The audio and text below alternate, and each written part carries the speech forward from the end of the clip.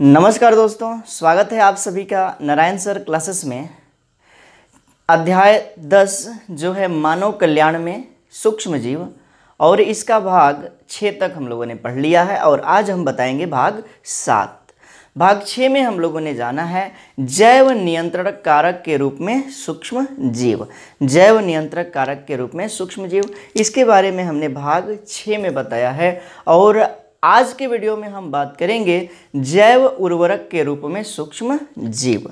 क्या चीज़? तो जैव उर्वरक के रूप में सूक्ष्म जीव। जैव उर्वरक के रूप में सूक्ष्म जीव। जैव उर्वरक के रूप में सूक्ष्म जीव, इसके बारे में आज हम बात करने वाले हैं। और यह भाग जो होगा ये अंतिम भाग होगा, और इस अध्याय का यह भाग अंतिम भाग होगा।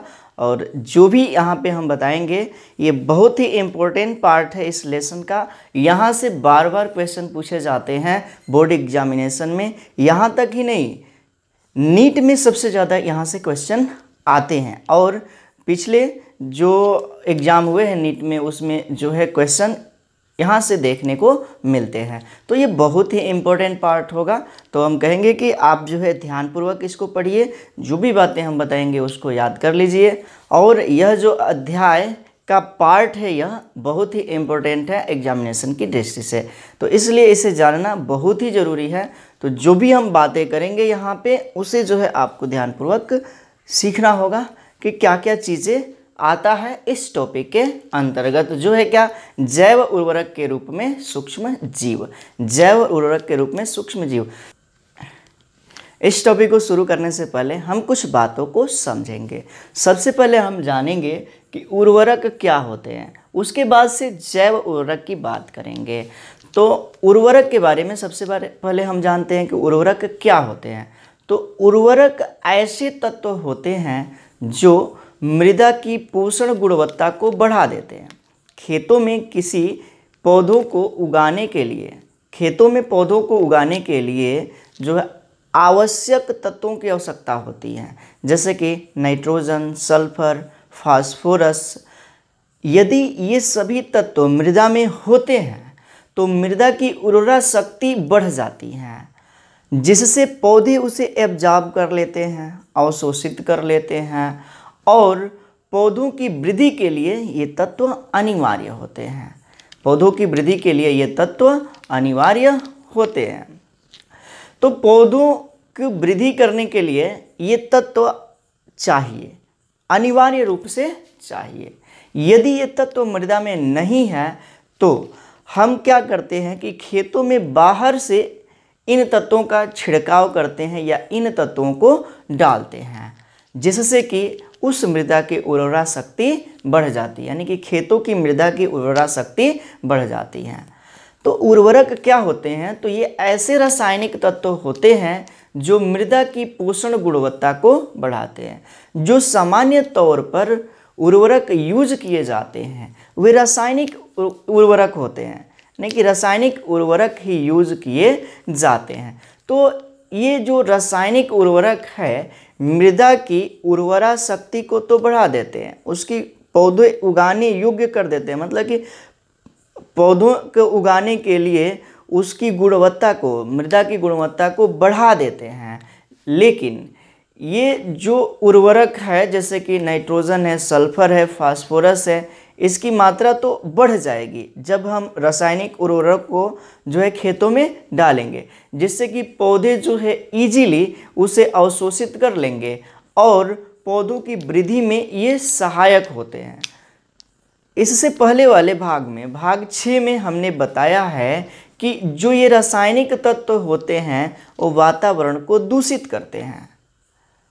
ये स्वाभाविक सी बात है कि जो उर्वरक हम यूज करते हैं रसायन के रूप में खेतों की गुणवत्ता को बढ़ाने के लिए, तो खेतों की जो पोषण गुणवत्ता होती हैं वो तो बढ़ जाती हैं, लेकिन ये जो है बहुत अधिक मात्रा में प्रदूषण उत्पन्न करते हैं।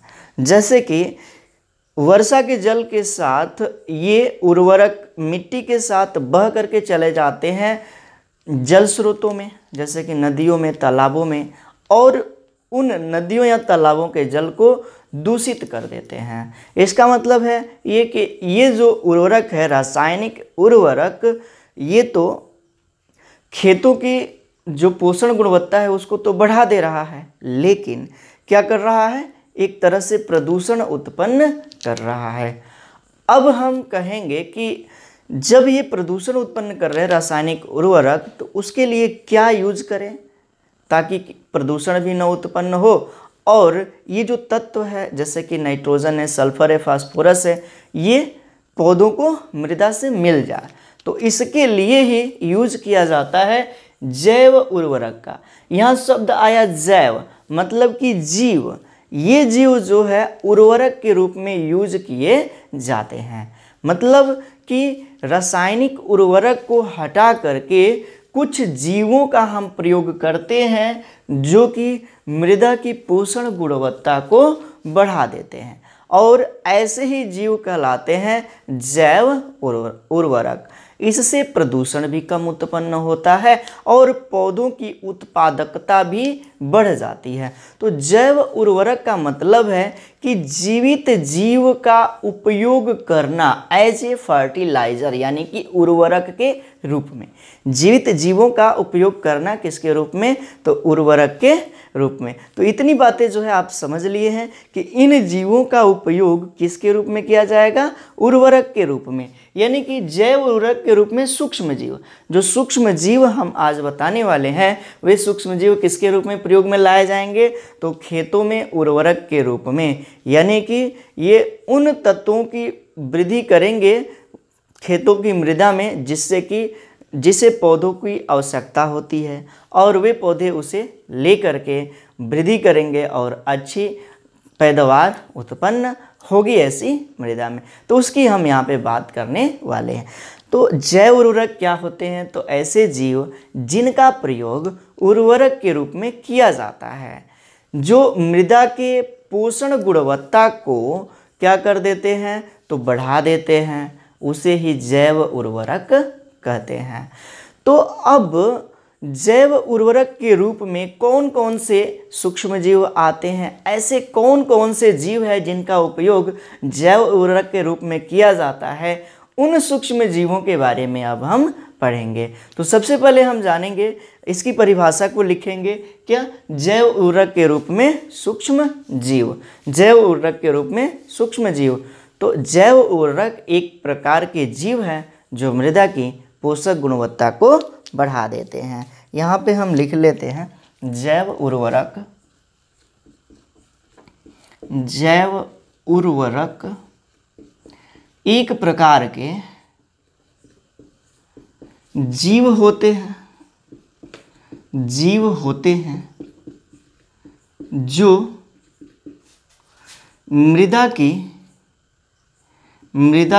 पोषण गुणवत्ता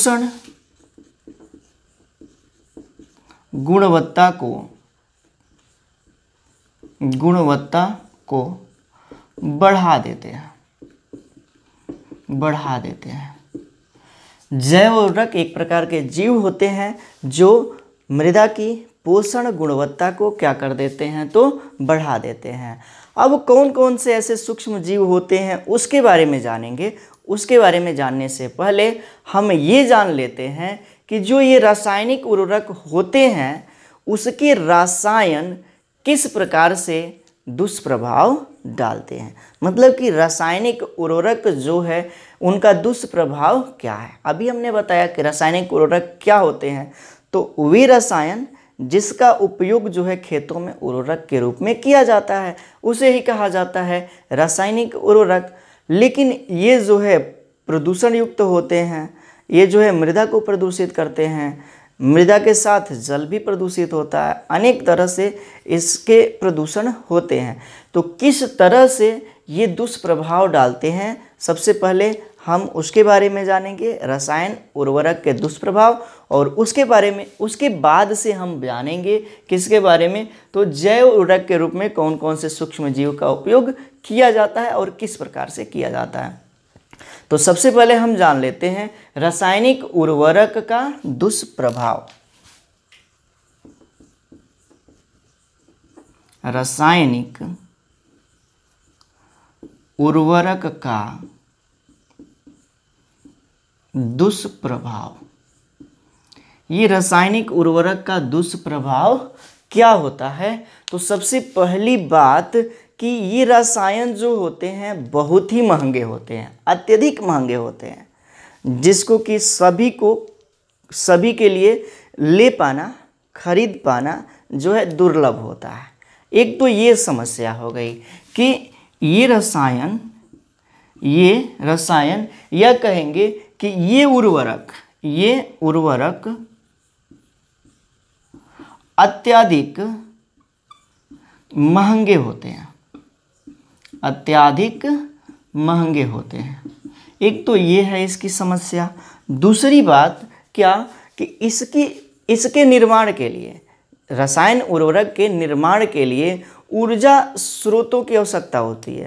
मतलब कि इसका निर्माण ऊर्जा स्रोतों पर आधारित है, जैसे कि पेट्रोलियम, कोयला आदि।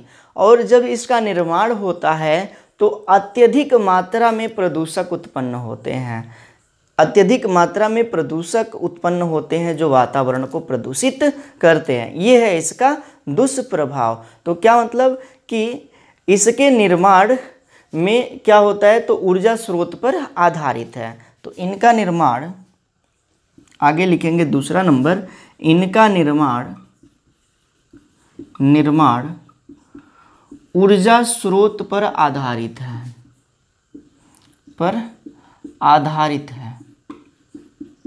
जैसे पेट्रोलियम, कोयला।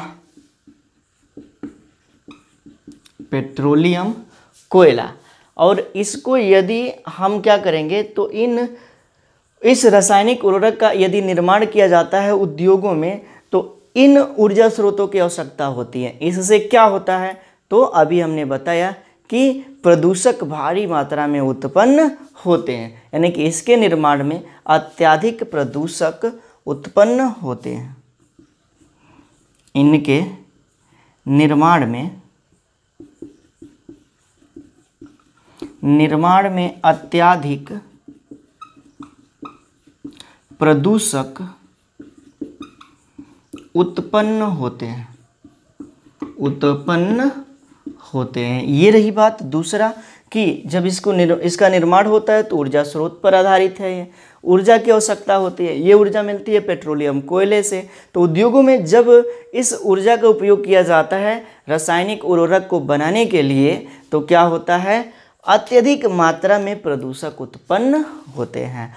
तीसरी बात कि और भी इसके बहुत सारे दुष्प्रभाव है, जैसे कि इसको जो है मृदा में हम डालते हैं तो वर्षा के जल के साथ ये जो है बह करके चला जाता है जल स्रोतों में, और जल स्रोतों को भी प्रदूषित करता है। तो तीसरी बात हम यहाँ पे लिख लेंगे कि इनके प्रयोग से मृदा से वर्षा जल द्वारा,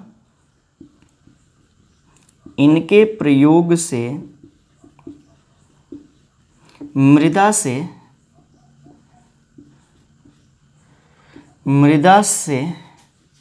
वर्षा जल द्वारा यह जल स्रोतों में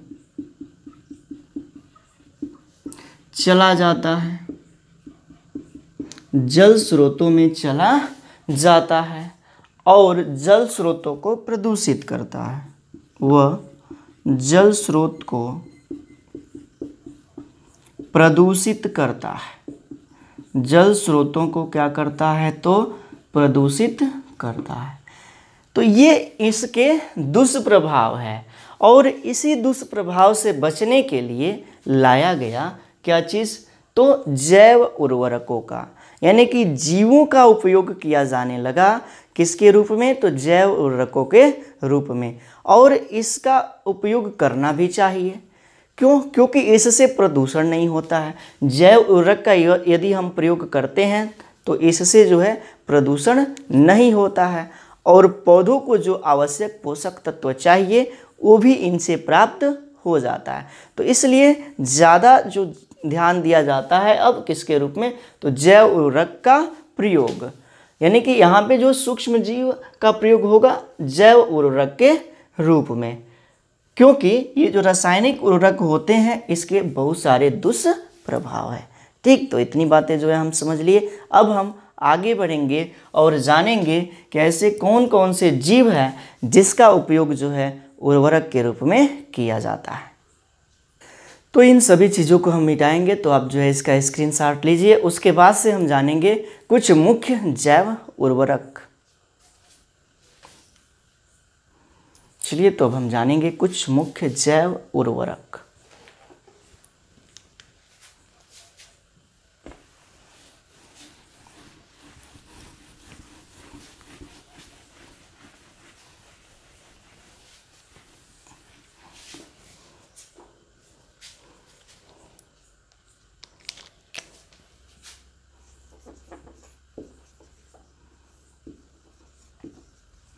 कुछ मुख्य जैव उर्वरक।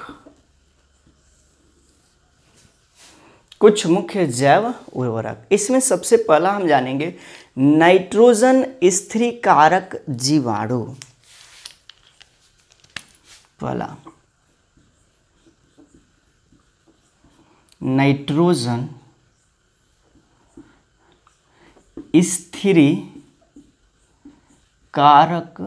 जीवाणु। नाइट्रोजन स्थिरीकारक जीवाणु, नाइट्रोजन स्थिरीकारक जीवाणु यानी कि nitrogen fixing bacteria. Nitrogen fixing bacteria. अब ये है क्या, नाइट्रोजन स्थिरीकारक जीवाणु। तो ये ऐसे बैक्टीरिया होते हैं जो वायुमंडल की नाइट्रोजन गैस है उसको जो है उनके यौगिकों में बदल देती है, जैसे कि अमोनियम, नाइट्राइट, नाइट्रेट। इसमें जो है ये जीवाणु वायुमंडल की नाइट्रोजन गैस को परिवर्तित कर देते हैं। ऐसा क्यों, तो जो पौधे होते हैं उसको जो है नाइट्रोजन चाहिए आवश्यक रूप से। नाइट्रोजन एक प्रमुख पोषक तत्व है और इसलिए नाइट्रोजन की आवश्यकता सभी पौधों की होती है। तो नाइट्रोजन स्थिरीकारक जीवाणु करते क्या हैं, तो जो वायुमंडल की नाइट्रोजन गैस है उसको जो है ये उनके यौगिकों में, जैसे कि अमोनियम, नाइट्राइट, नाइट्रेट में परिवर्तित कर देते हैं। ऐसा क्यों, क्योंकि पौधों को नाइट्रोजन चाहिए, क्योंकि नाइट्रोजन जो है पौधों के लिए अनिवार्य पोषक तत्व होता है। अनिवार्य रूप से उन्हें ये चाहिए वृद्धि व विकास के लिए। और पौधे जो होते हैं नाइट्रोजन का उपयोग सीधे नहीं करते हैं, नाइट्रोजन गैस का उपयोग सीधे नहीं करते हैं। नाइट्रोजन का उपयोग जो है उसके यौगिक के रूप में करते हैं, इसलिए नाइट्रोजन को उसके यौगिक के रूप में परिवर्तित करना जरूरी होता है।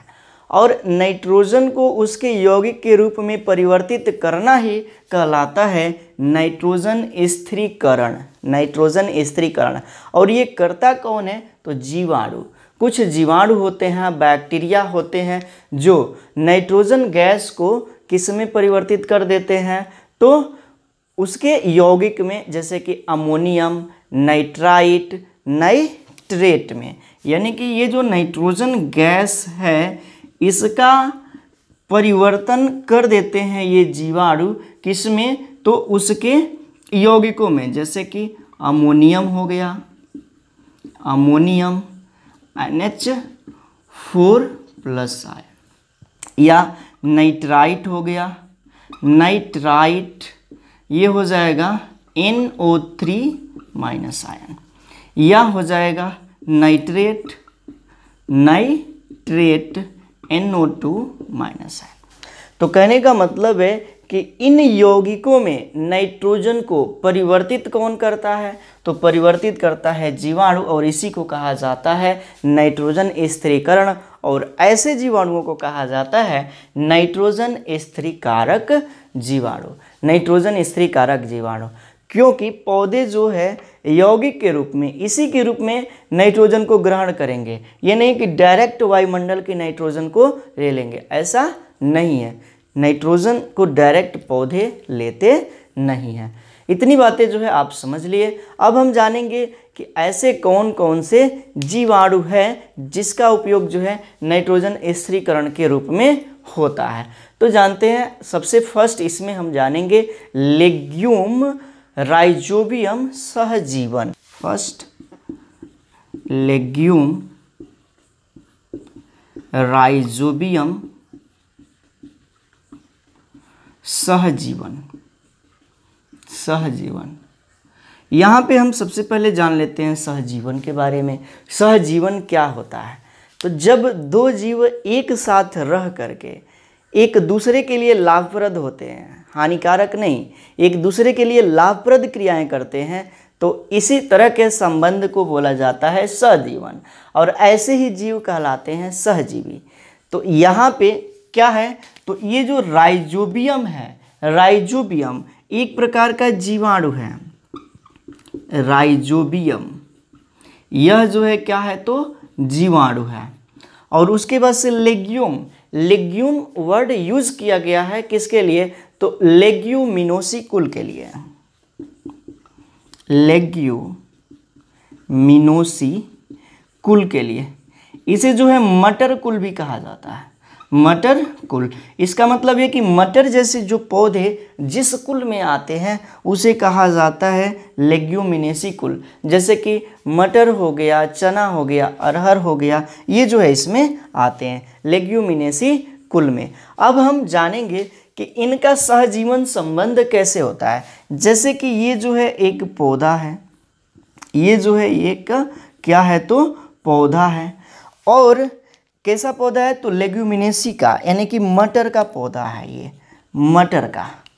अब इसको जो है पोषक तत्व के रूप में नाइट्रोजन चाहिए, तो उसके लिए इनकी जड़ों में जो है गांठें पाई जाती हैं। इनकी जड़ों में जो है क्या पाई जाती हैं? तो गांठें पाई जाती हैं। और इन्हीं गांठों में होता है ये जीवाणु। कौन सा? राइजोबियम जीवाणु। क्योंकि इन पौधों की जड़ों में गांठ कौन बनाए रहता है? राइजोबियम। तो क्या हुआ यहाँ पे? इनकी जो जड़ें हैं इन पौधों की, लेग्यूमिनेसी कुल की, ये क्या कर रही हैं? तो राइजोबियम को रहने का स्थान दे रही हैं। राइजोबियम को रहने का स्थान दे रही हैं। और उसके बदले इन पौधों को क्या मिल रहा है?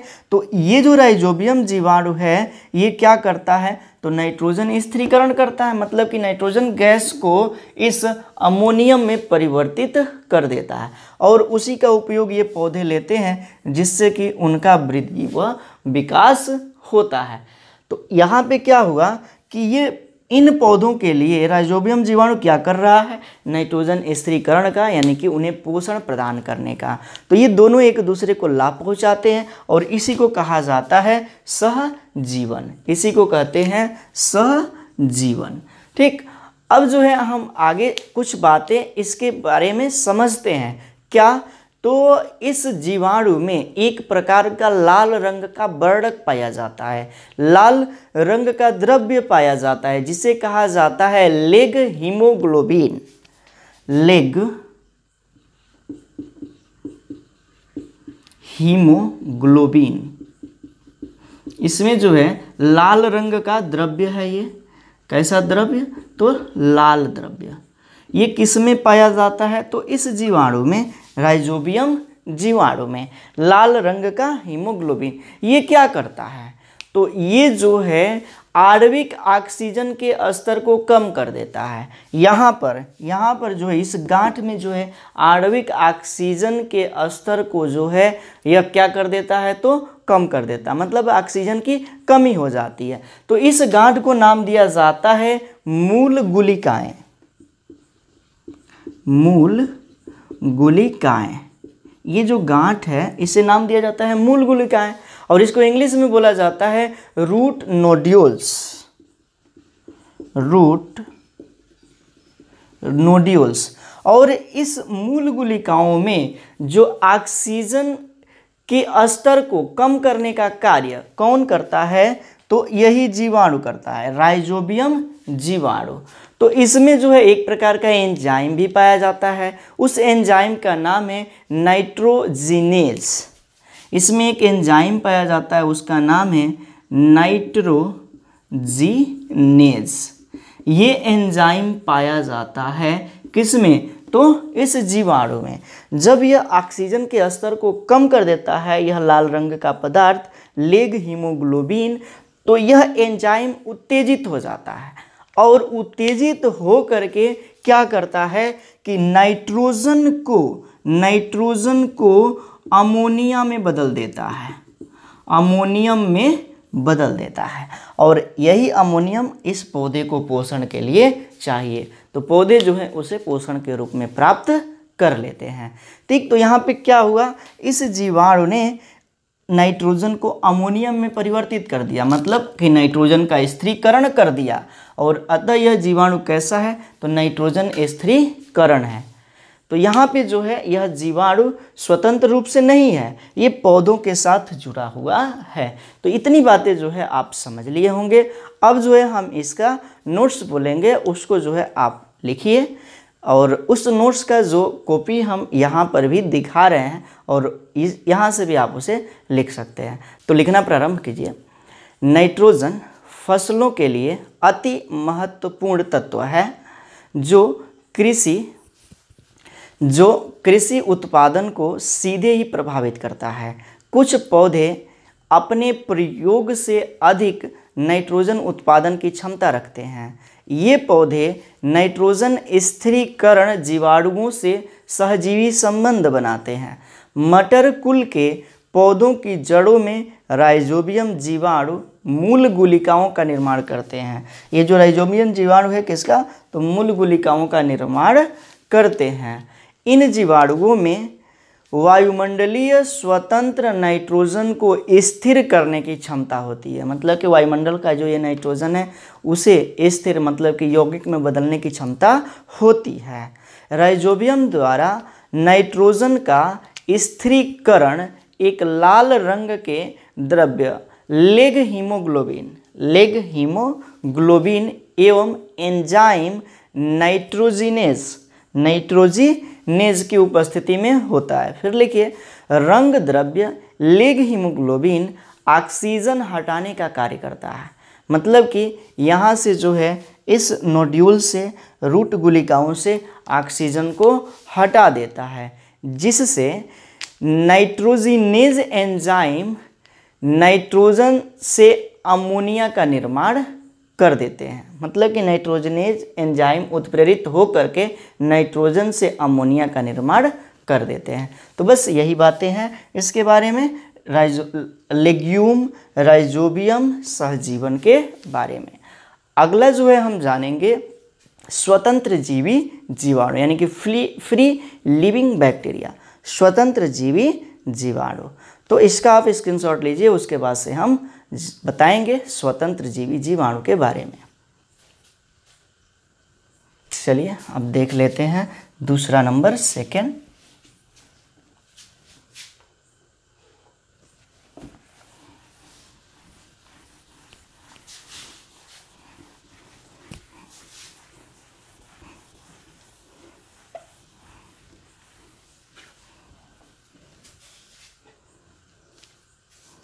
सेकेंड अब हम जानेंगे क्या? तो स्वतंत्र जीवी जीवाणु।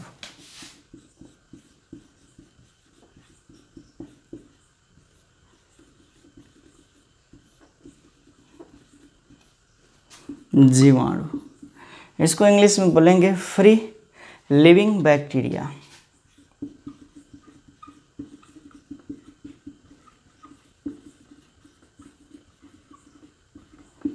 Free living bacteria.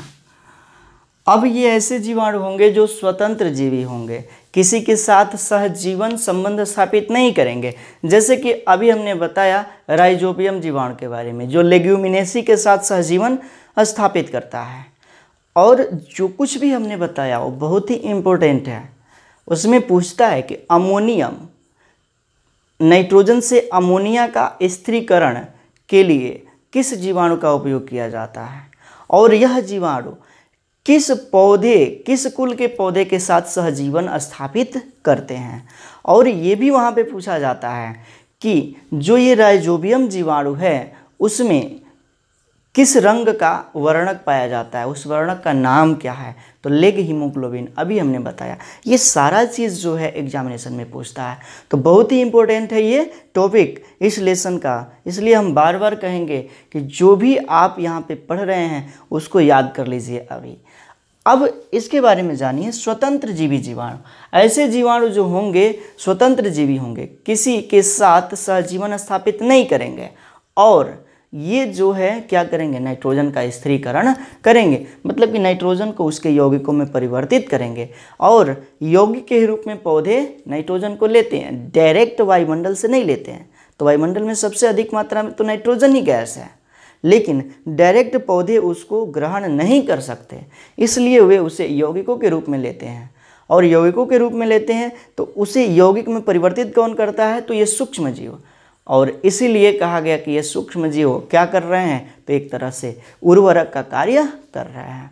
देखिए यहाँ पे हम जान लेते हैं स्वतंत्र जीवी जीवाणु के बारे में, फ्री लिविंग बैक्टीरिया के बारे में। तो ये जो जीवाणु होते हैं वायवीय जीवाणु होते हैं, अवायवीय जीवाणु होते हैं या प्रकाश संश्लेषी जीवाणु होते हैं।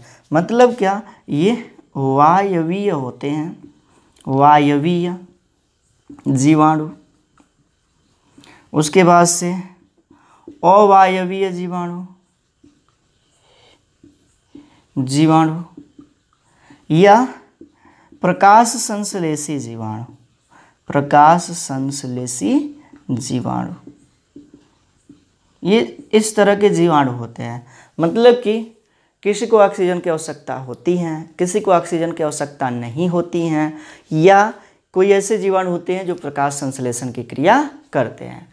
इसका जो वायवीय जीवाणु का एग्जाम्पल है एजेक्टोबैक्टर और बीजारिंकिया। एजेक्टोबैक्टर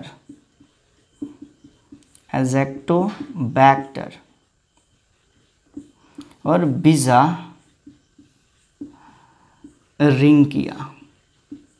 ये जीवाणु है कौन, तो वायवीय। उसके बाद से अवायवीय जो जीवाणु है वो है क्लास्ट्रीडियम।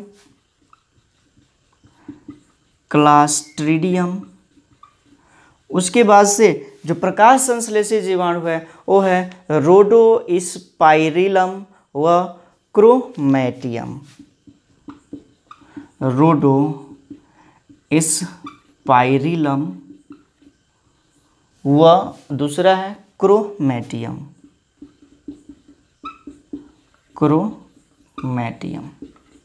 ये जीवाणु है प्रकाश संश्लेषी, ये इनका उदाहरण है। ठीक, वायवीय जीवाणु को उदाहरण है एजेक्टोबैक्टर, बीजारिंकिया। उसके बाद से अवायवी का उदाहरण है क्लास्ट्रीडियम और प्रकाश संश्लेषी जीवाणु का उदाहरण है रोडोस्पाइरिलम व क्रोमैटियम। रोडोस्पाइरिलम व क्या चीज़, तो क्रोमैटियम।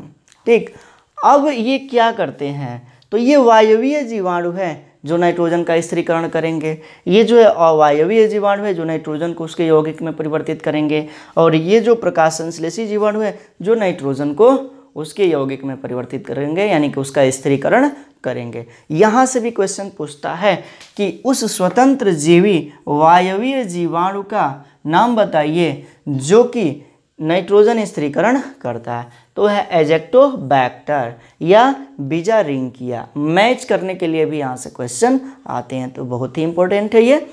आगे हम बढ़ेंगे और इसका नोट्स बोलेंगे और आप लिखिए। इसमें हेडिंग बनाइएगा नाइट्रोजन स्थिरीकारक जीवाणु और इसमें लिखिएगा कि मृदा में अनेक प्रकार के स्वतंत्र जीवी जीवाणु पाए जाते हैं।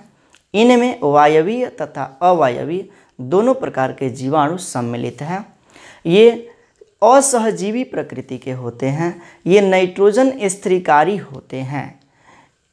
इन जीवाणुओं में निम्नलिखित सम्मिलित है। इन जीवाणुओं में निम्नलिखित सम्मिलित है और उसके बाद से ये तीनों को लिख लीजिएगा। वायवीय जीवाणु एग्जाम्पल में ये, अवायवीय जीवाणु एग्जाम्पल में ये, और प्रकाश संश्लेषी जीवाणु और इसका एग्जाम्पल में ये। ठीक, अब जो है हम आगे बढ़ेंगे और दूसरा नंबर पे हम जानेंगे क्या, तो नाइट्रोजन स्थिरीकारी साइनोबैक्टीरिया यानी कि ब्लू ग्रीन एल्गी, इसके बारे में। तो इसका आप स्क्रीनशॉट लीजिए, उसके बाद से हम इसका सेकंड जानते हैं। चलिए,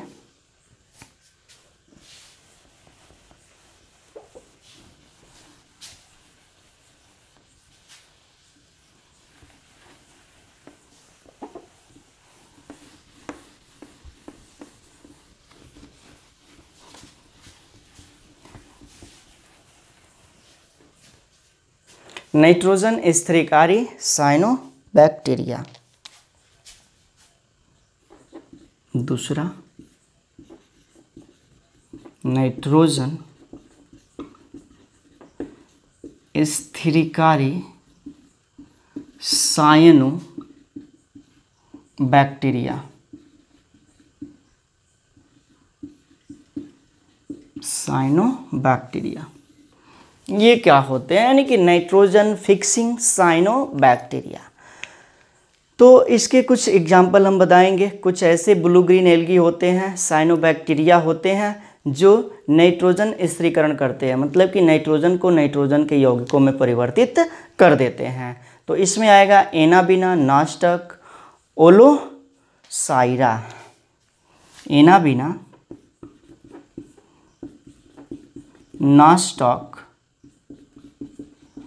नास्टक, ओलोसाइरा।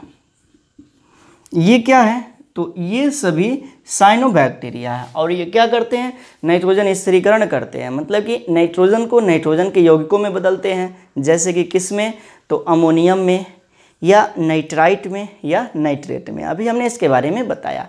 तो इनमें जो है एक प्रकार का मोटी भित्ति वाली संरचना पाई जाती है जिसे कहा जाता है हिटेरोसिस्ट।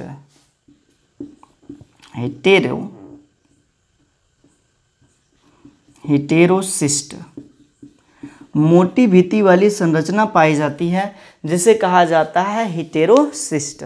और यही हिटेरोसिस्ट जो है नाइट्रोजन स्थिरीकरण में महत्वपूर्ण भूमिका निभाती है। यही कौन सा, तो हिटेरोसिस्ट है। हिटेरोसिस्ट मोटी भित्ति वाली संरचना है जो इनमें पाई जाएगी, एनाबिना, नास्टक में या ओलोसाइरा में। आलोसाइड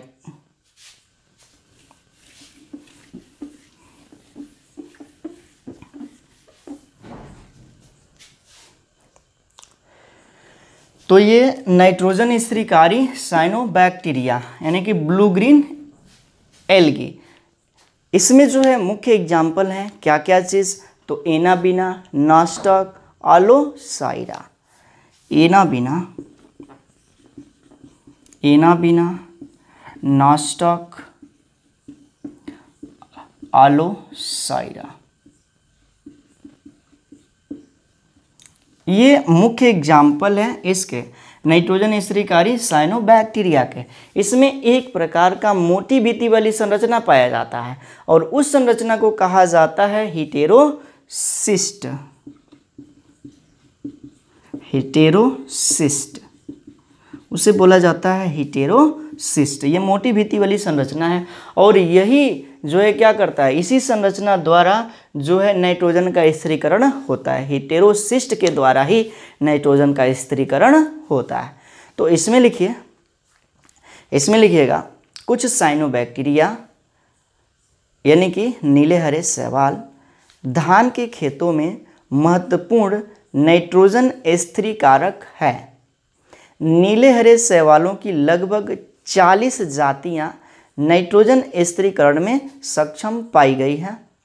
इन सूक्ष्म जीवों में मोटी भित्ति वाली रंगहीन हिटेरोसिस्ट होती है, वही हिटेरोसिस्ट होती है जो नाइट्रोजन स्थिरीकरण को संभव है, मतलब कि नाइट्रोजन स्थिरीकरण को संभव करती है।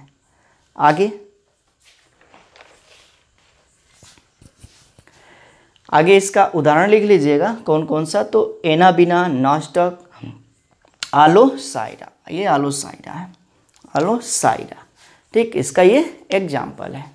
ये क्या है, तो ये नाइट्रोजन स्थिरीकारक साइनोबैक्टीरिया है, नीले हरे शैवाल हैं। एक टॉपिक और हम यहाँ पे जानते हैं कि 2 नीले हरे शैवाल का नाम हम लेंगे, जो है एजोला व नॉस्टॉक। एजोला व नॉस्टॉक, एजोला व नॉस्टॉक, ये ऐसे साइनोबैक्टीरिया होते हैं जो चावल के खेतों में उगाए जाते हैं। यदि इसको चावल के खेतों में उगाया जाता है तो चावल की उत्पादकता जो है 50% से अधिक हो जाती है। इसका मतलब ये है कि इनको जो है चावल के खेतों में यदि उगाया जाए तो उस चावल की उत्पादकता 50% से अधिक हो जाएगी। तो चावल की उत्पादकता को बढ़ाने के लिए इनका उपयोग जो है चावल के खेतों में किया जाता है। कौन? तो एजोला व नॉस्टॉक, एजोला व नॉस्टॉक ये क्या करते हैं? तो चावल की उत्पादन क्षमता को 50% से अधिक कर देते हैं। ठीक, एक और चीज़ यहाँ पे जानिए, एक है IARI। IARI इसका पूरा नाम है क्या? तो Indian agricultural research institute. Indian agricultural research institute.